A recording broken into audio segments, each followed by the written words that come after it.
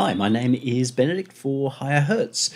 Welcome to this video. It's actually going to have 10, 11, 12 parts to it. Hopefully not too long, but it may take some time, but everything will have chapter headings.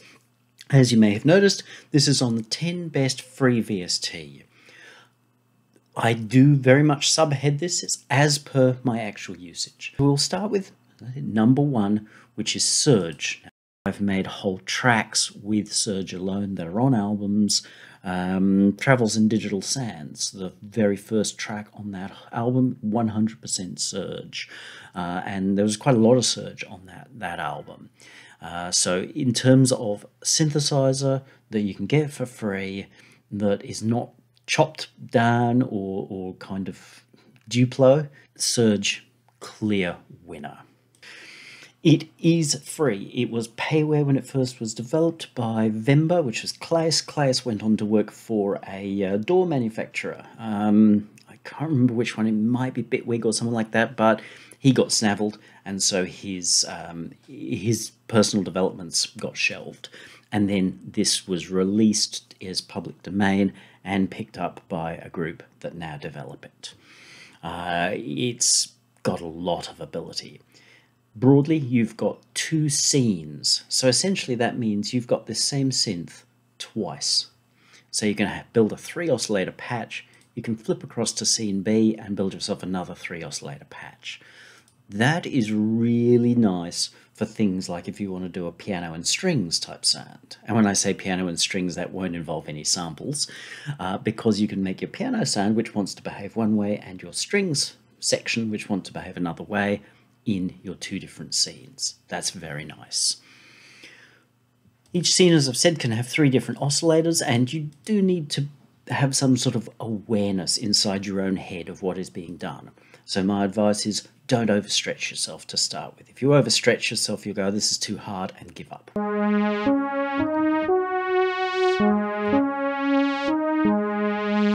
It has a really nice sound. The filters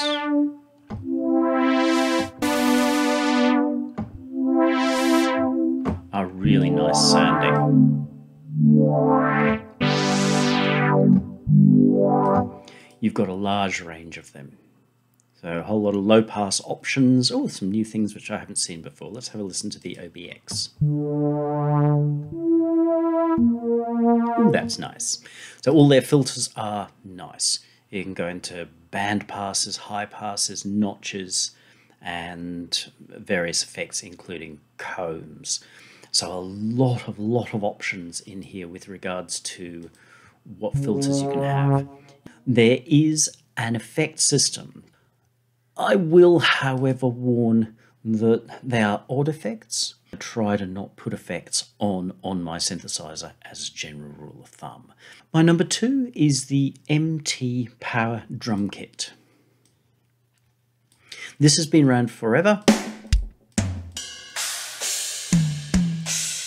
It gives you 1 drum kit, but it does it in a nice style, and it works, and it's a practical, usable sound. I know that there are a growing number of kits along these lines. Stephen Slate's got one, the SSDD or something or other. I probably got that wrong. Sounds wrong. There's a free version. This does come with a mixer, but the mixer really just handles your levels. Here's my real favorite on this. I haven't found this button in Stephen Slate, and maybe it doesn't exist, but you can invert your panning. When you're sitting watching a band play, the hi-hats are played on this side, the drummer's left-hand side. Traditionally, mixing, you would always mix those hi-hats onto the right-hand side for the listener, because that's where they were hearing them being played. They're seeing the guy on his left-hand side, so they're seeing it like you're seeing me right now, the guy doing this, which means that there's this natural perception that hi-hats are a little stronger here than they are here. For some reason which I do not know, people started mixing them backwards from what's called the drummer's position. Maybe it's because drummers started mixing, I don't know. What's really nice about this, and this is a fair part of how this wins, that it comes with a whole bunch of what we call grooves or drum patterns. So you can listen to them in here. You can pick them up and go, okay, all right, I might go with that. So I can drag it to there, stop. And then I can pick one of the fills to go in here as well. I've now gotten myself 4 bars of stuff. I can listen to it. Sorry, listen to it here. Yeah. And then I can drag this whole thing out to here. I've now got that MIDI. Great. Now there's a lot in here. Far more than in Stephen Slate's. I don't know about some of the other things, like I think there's a Perfect Drums Free and what have you, but this will get you going a little bit better than the other. Plus it's been around for so long and it works. I've had difficulties running Stephen Slate and Reason. What I will advise is find the features in your DAW that let you control the groove of the playing, because the playing will tend to be pretty perfect and pretty square, which is a bit of a giveaway when you come to mix. When I come to mix, I'm 90% right when I say to people, that was a VST, wasn't it? And that's not necessarily a bad thing, but the reason that I raise it is because often it sounds flat and square. It's fixable, but it's better to be fixed in the composition than to be meddled with later. So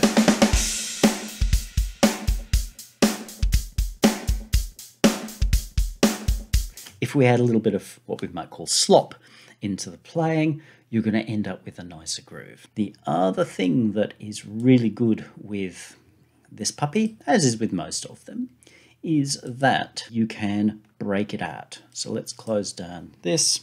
We'll show you here.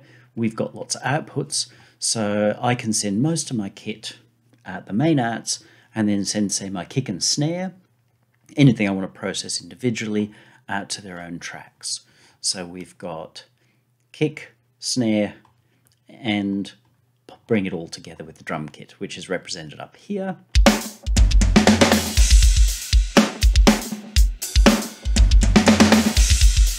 Now you might notice that's somewhat a different sound. So let's give you a direct AB. We'll get rid of this.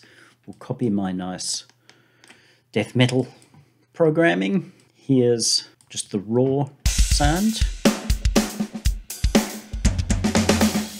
Here's taking this out, processing each track. Which leads me to the problem that people often create with these things, is that they think they need to get a heavy metal sample to be able to play heavy metal on it. You know what? There's one drum kit. You don't go to the shop and buy a heavy metal drum kit, or a death metal drum kit, or a power metal drum kit, because there's no such thing. You walk in, you play your drum kit. Obviously, you use some of the styling, like if it's reggae, you're probably not going to use triplet double kick drums. You're going to emphasize the offbeat. But processing and how you, compose, but how you process your kit is how you get the sound. If you don't know how to do that, hire a mix engineer. That is what we are here for. We specialize in that. So, outputs, just the kick. You'll see more about this fella later, but that's using somewhat what we might call the Metallica style of processing. Snare. There's a lot going on in this guy.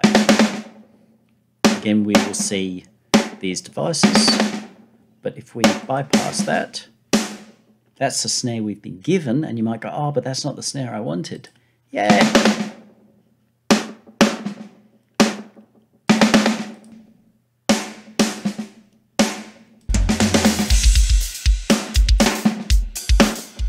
People would think that was a whole new kit because it's been handled.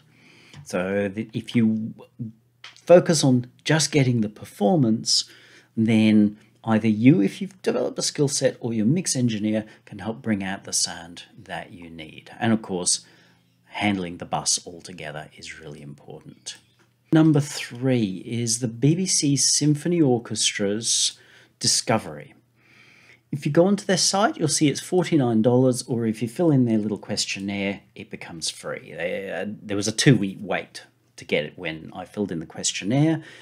What it does is it gives you a potted version of Spitfire's larger BBC Symphony Orchestra collection, and they are good.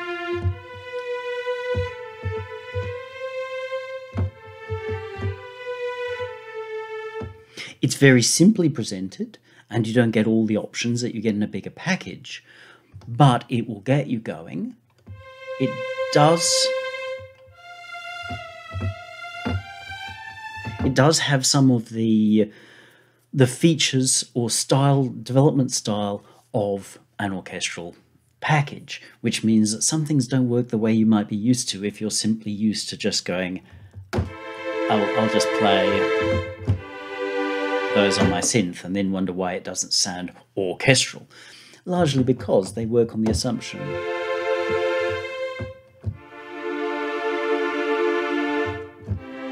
that you will be handling a lot of those things yourself.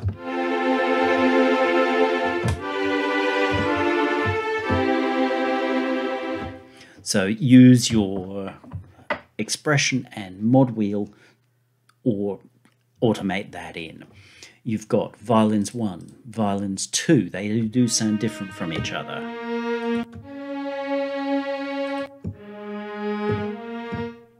The violins 2 sound really nice. Oh, and they'll only play on the keys that are available for them. Violas, very nice.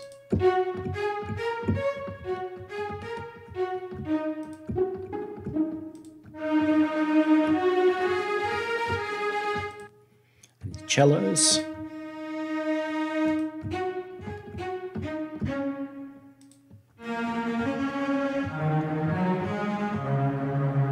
Basses. These are nice. Very, very nice indeed. And then into your brass. The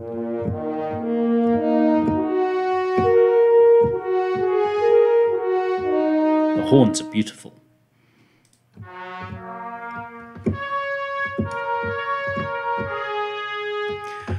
Trumpets in an orchestra setting don't sound the same as trumpets in a jazz setting or a rock setting. So if you pull this in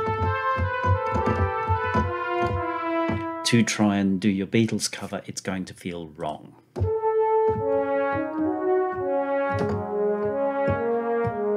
Trombones are lovely.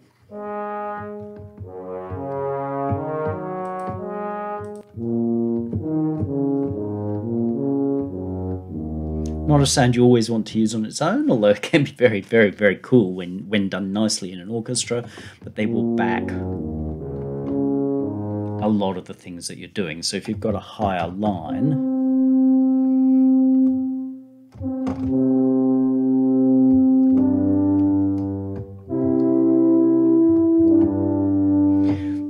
that simple movement will give you a much, much fuller sound. And that's the whole idea of what an orchestra does. Piccolo. Flutes.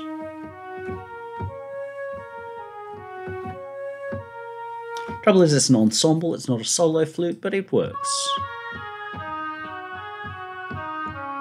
Oboes have a nice tone.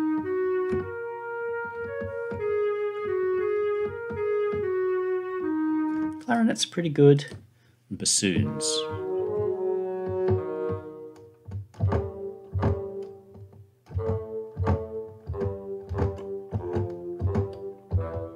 None of these are the best of anything, but they do work, and they work nicely, and they work nicely together.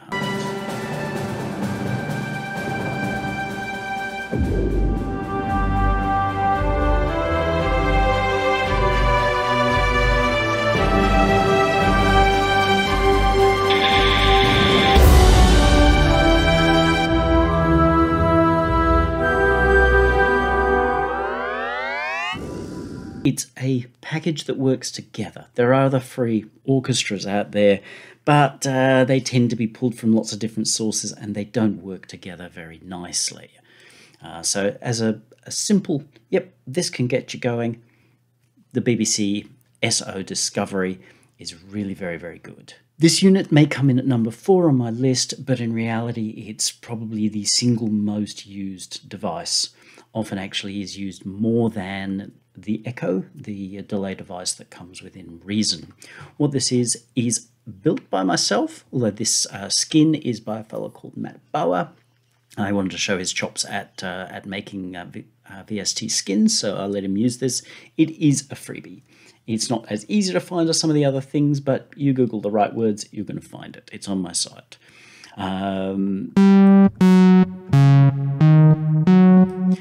If I'm asked, oh, you're only allowed to have one effect, then it's always going to be a modulating delay. Hands down modulating delay, especially if it's got a breakout. Now, I showed this basically in the last video, so I'm not going to spend a lot of time on it, but the reason that I like it is because delays are the most versatile thing ever. It's got the option to go short, therefore it can be used as a chorus.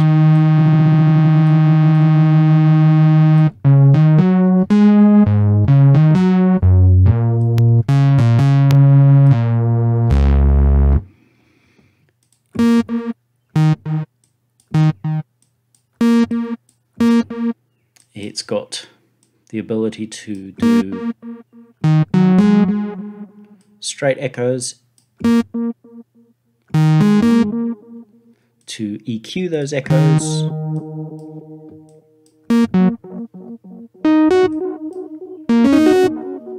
to put a little bit of drive on those echoes to crunchy them up, to offset, so they ping left to right. It's not a ping pong as such, or we can ping the other way around. And as I showed last time, it has the ability to break out, which means that I can put another effect inside the feedback loop. So the number one device that I use in everything, my own mixes, paid mixes, almost everywhere, you will find quite a lot of instances of this. Number 5 on my list is the Softube saturation knob. This is literally on every single mix that I do and has been for years. It's always there at least once, if not many times. This is the rack extension version. There's a VST version, which you can get by going straight to Softube. If you are running Cakewalk by BandLab, it's already there in the Pro channel. This is just a great device. It seems to do nothing, but it does a good job. You've been hearing it already. Everything you've heard so far has gone through the saturation knob. That's just starting to distort. We don't want that. But small amounts of saturation will provide a sparkle. This does it with finesse. Whatever it is that they do inside here, it works very nicely. The only thing to be aware of is that as you add with the knob, the overall level goes up. So you may need to gain compensate that somewhere else, but most of the time it makes no real difference. You've got to sign up to get it, but believe me, it's worth it, because while there are other saturators out there that I build and use and what have you, as a nice, I'm not going to say clean, but as a nice, very pleasant, very nice quality without trying to get clever, the Softube saturation knob is unbeatable. At number 6 on the list is the Analog Obsession Brit channel. Now, Analog Obsession have been getting a lot of talk over the last little while. All these free units that claim to duplicate super accurately certain pieces of analog gear. I've downloaded and used quite a few. Most of them don't stick. It's not to say they're bad, they just don't stick. I've got things that I prefer to use that work better for me. This one has stuck. There are a few others, but this one has stuck, and whenever I'm looking for a different kind of a perk up, then this is the one that I will grab. Let's pop our drums back on again.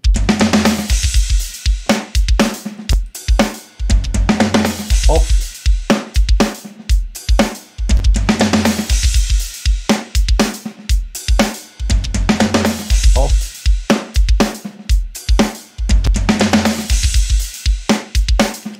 Hear how it brings in a real sparkle. There are 2 reasons why.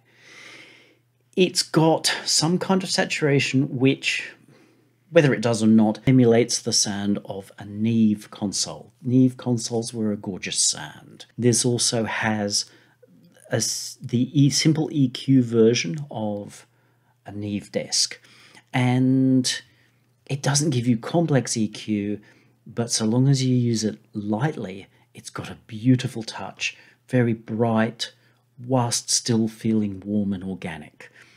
There is the option to oversample, but I'm not much of a fan of oversampling most of the time, and you just don't need it, generally speaking. So even with no gain and no EQ settings, we still get a noticeable little lift of feeling a little bit more real. Because as you notice, without, the drums seem rather flat and dry. With it on, suddenly they feel like they've got depth. If you're debating about which way to go and you only want one saturator, I'd be between the Softube and the Brit channel. Personally, I'd go with the Softube because I've had it for so long and I use it on everything. But the Brit channel is a lovely sound, and it does come with this bonus EQ built in, but go very carefully with the EQ. I've done a whole video review on this, so I'm not going to touch it much, but this also appears on just about every mix that I do, if not several times.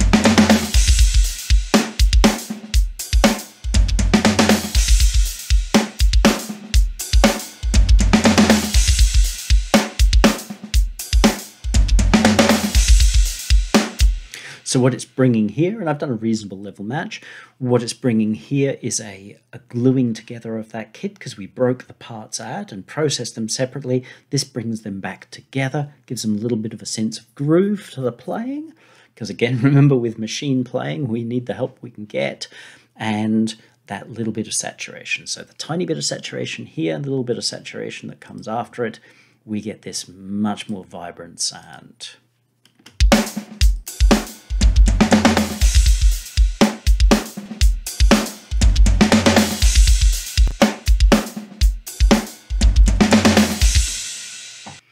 Number 8 is Molotok.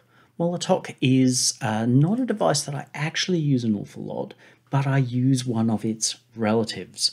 Both this and the Red Rock Sound C1L1, which I use a lot, are based on the Molotok code. It's a characterful compressor, and it can be heavy-handed. I'm using it here on the snare.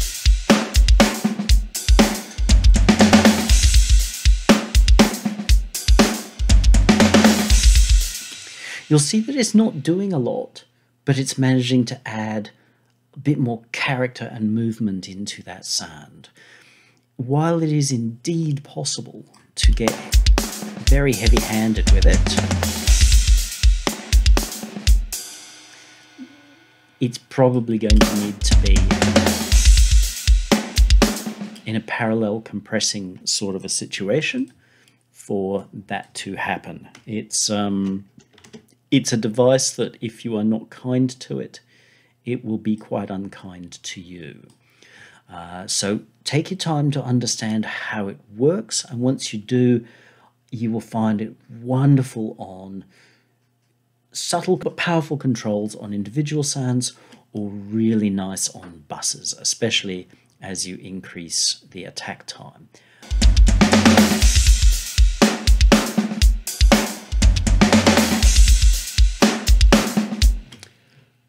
Really good device. There is also a paid version, which is the gentleman's version, and well worth it. So again, if we would just AB,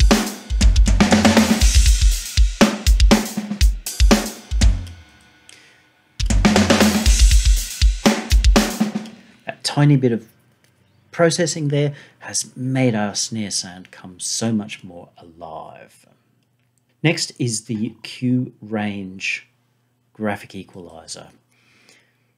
It really beggars me as to why there's not a lot of chatter about this device. It is a wonderful device, especially bearing in mind there is no price attached to it.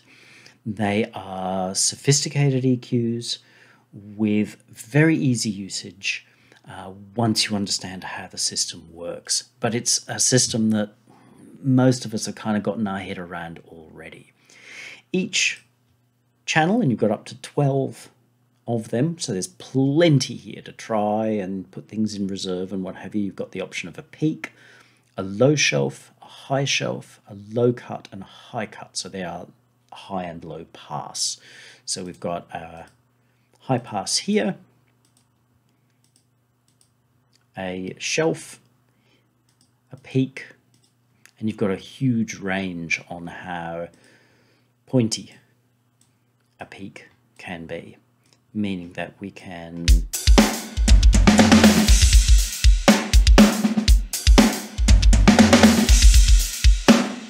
get real pointy to do very, very surgical work.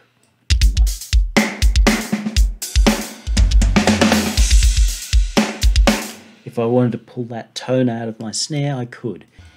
So, really nice device. Very, very nice device. You can even sort the bands, so it'll put them all in order now. Because 8 was above 6, even though it was number 4 or something, it'll rearrange those for me. If I drag this back here and say sort bands, it'll rearrange. It's got an option to have some stab at level matching between in and out. It's a one-shot thing, so you run the section and press match, which is actually far nicer than the automatic ones that do it based on, oh, if we've done this and we've done this, maybe that's what's happened. This kind of tells the difference. It's able to go, this is what's coming in, this is what's going out. I see this much difference. We'll match that. So really nice device, really good sound. Now, if you're wondering why I've made this snare sound the way I have, I mean, why didn't I make it brighter? The reality is that our kick drum had a great big curve in it. All the guts were ripped out, so we get that Metallica sound, which is a heavy bass and a very bright top. If I try to have a bright snare, it's going to fight with the bright top of that kick. So I move my snare into the middle, and it actually makes it sound meaner as a result.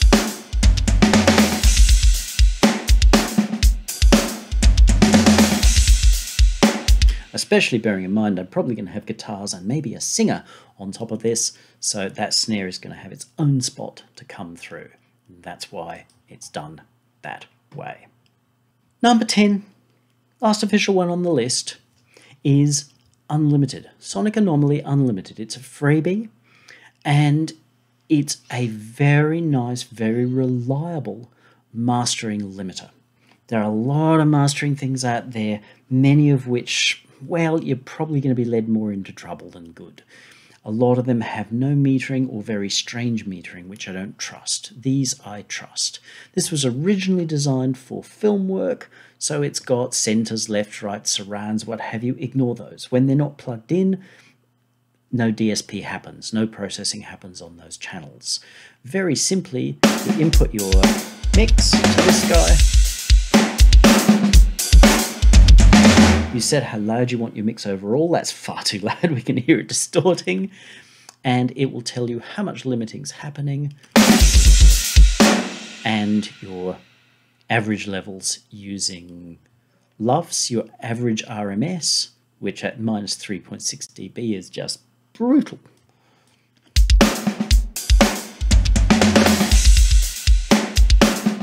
Minus 9 is actually a little too much, but it's easier for this kind of work.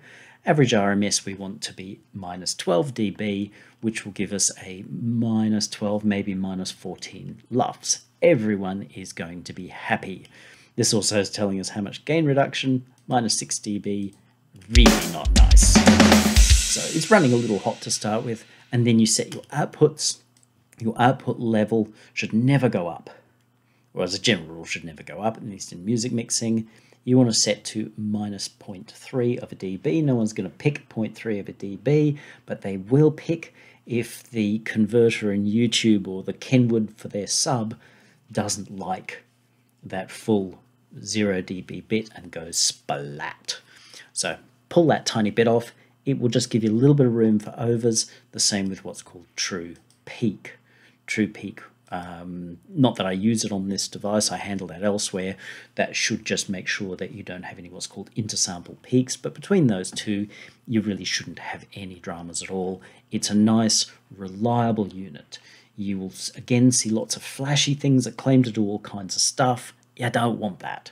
You just want this, and once you've got more than 1 or 2 dB of gain reduction, you're done.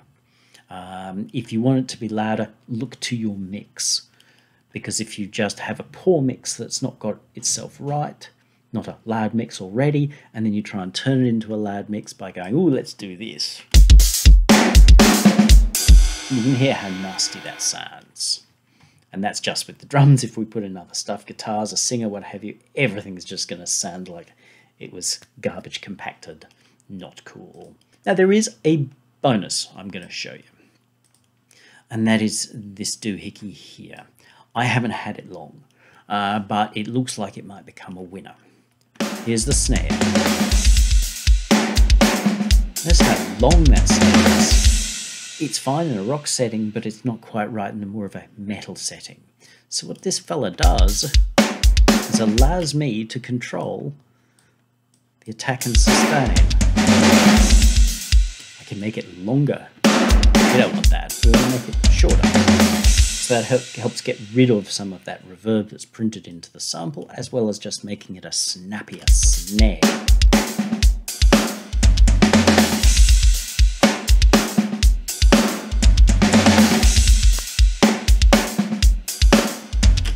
Simple. That's what's called a transient shaper. It's a form of compressor, and a lot of times what people are trying to do with compressors and struggling to get right is exactly what a transient shaper will do. First time I used it was actually on guitar, recording guitar, which needed a lot of sustain, and so we left the attack alone, lots of sustain. So when he was using his rocker pedal to roll the sound in, he still had sound there. It hadn't just left the building. It seems to be a very nice, simple, no-fuss unit that digs pretty deep and gets the results done. So that's a bonus for you. All right, conclusion. There are many, many VST out there. Some of them are rather good, some of them not so much. This isn't saying these are good, therefore everything else is bad. What this is saying is that these are devices that I use and I know are going to give you good results. Again, if you come out thinking, oh, well, I need to get the hip-hop VST, you're going to get lost. Same as if you fall into the trap of saying, oh, well, I want the VST that's got all the presets for vocal chain for hip-hop. No, it doesn't work that way. No mix engineer worth anything will work that way. Get these core devices and learn how they work. If you want to learn how compression works, you can go have a look at the big video that I did on the AdHd. There's a fair amount of primer on how to get compressing, how to get the right kind of pump. And once you get your head around that, these tools will work for anything. As you see, I've taken the MT Power Drum Kit, which some people go, oh, but it always sounds the same. It's like, yeah, it's just because you always sound the same. So the thing is to learn how to process. So if we take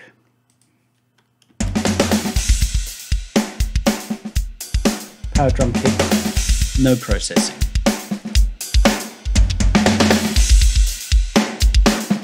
Processed. Sounds quite different. We've changed that snare completely. The way that kit behaves is changed completely. And there are lots more things we can do, but this is how you use the kinds of tools that I've shown you to get the results that your piece needs.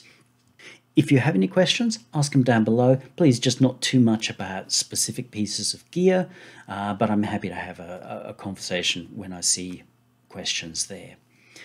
Benedict for Higher Hertz. If you haven't already, please pop on over to higherhertz.com, sign yourself up, helps keep you in the loop with the material that is coming out. You have a great day now.